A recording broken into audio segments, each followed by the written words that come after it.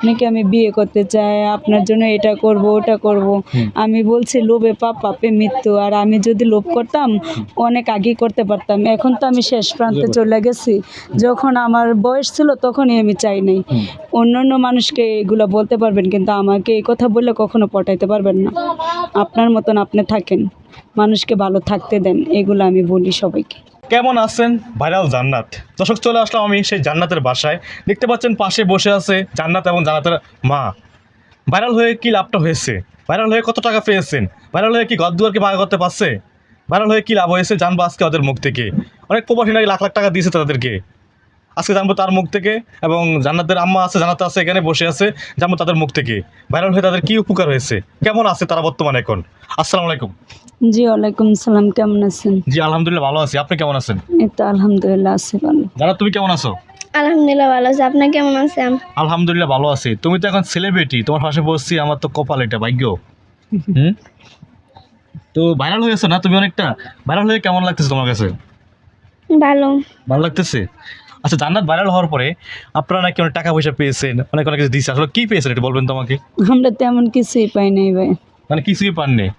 দেখছি এখানে অনেক জায়গায় যে অনেক মানে বস্তির ভিতরে পূজা গেছিল, অনেকগুলো বিল্ডিং করতে আছে, তা আপনাদের কি বিল্ডিং হবে না? জি না, আমাদের তো ভিডিও দেখে সবাই বলে যে আমরা 5 লাখ টাকা পাইছি, ফ্ল্যাট বাড়ি পাইছি, এগুলো বস্তিবাসী মানুষই বলে।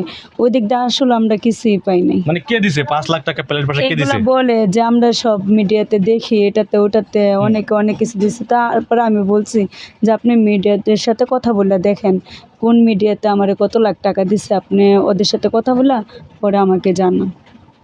আসলে বিভিন্ন ধরনের বিভিন্ন কথা বলতেছে যে 5 লাখ টাকা দিছে, ফ্ল্যাট বাসা দিছে। তাহলে কি সে কি এখানে বস্তি থাকতেছে এখন? 5 লাখ টাকা ভাড়া সে এত যদি মনে করেন ভালো একটা জায়গা থাকতো যায় নাকি? তাহলে আসলে এই যে কথাগুলো বলতেছে কারা?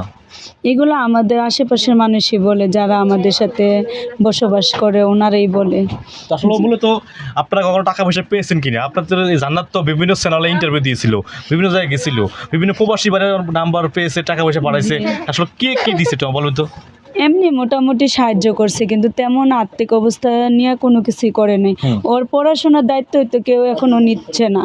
আমি অনেকবার সরকারের কাছে পর্যন্ত আবেদন করছি যেন আমার জান্নাতের দায়িত্বটা নেয়, আমার জান্নাতকে যেন একটু ভালো পরিবেশে রাখে। আমি এটাই তো চাইছি, আর তো বেশি কিছু চাইনি।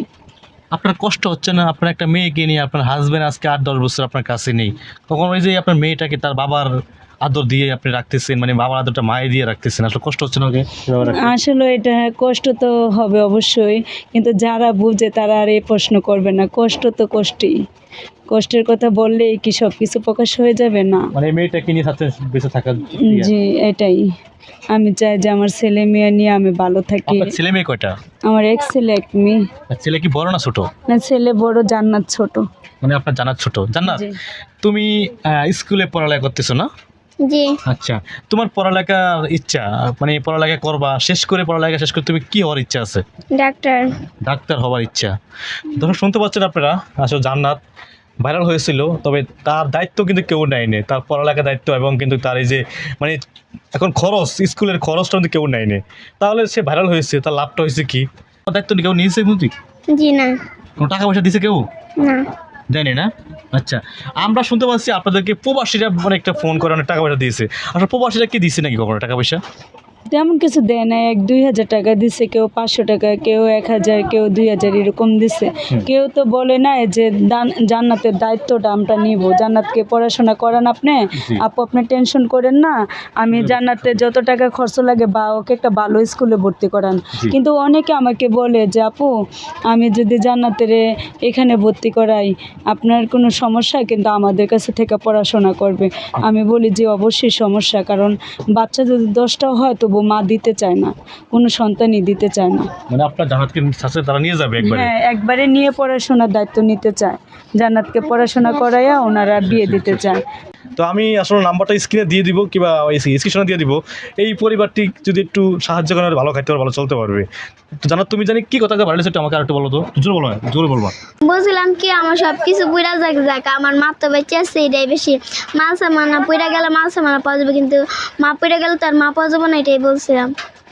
দর্শক এই কথাটি বলে ভাইরাল হয়েছিল জান্নাত, তবে তার পাশে কিন্তু কেউ দাঁড়ানোর মতো ছিল না। অনেক নিউজ হয়েছে, অনেক মিডিয়ায় আসছিল তাদের ভিডিওটা, তবে কেউ কোনো পাশে দাঁড়ানো তাকে সাহায্য করেনি। তো আমরা চাচ্ছি যে একটি নাম্বার দিব, মানে ভিডিও ডিসক্রিপশন থেকে আপনারা একটু নাম্বারটি নিয়ে দেশ প্রবাস থেকে যে যেখান থেকে দেখেন না কেন ভিডিওটি একটু সাহায্য বানিয়ে দিবেন। সাহায্য করতে না পারলেও একটু শেয়ার দিয়ে সবাইকে দেখার সুযোগ করে দিলে হয়তো ভালো একজন লোক আছে বললে উনি হয়তো সাহায্য করতে পারে। কারণ অনেক বড় বড় মানে দানশীল লোক আছে যারা হাজার হাজার লাখ লাখ টাকা মানুষকে সাহায্য করে দেয়। তো আমরা চাচ্ছি জান্নাত ডাক্তার হওয়ার স্বপ্ন, যারা ডাক্তার স্বপ্নটা পূরণ হতে পারে।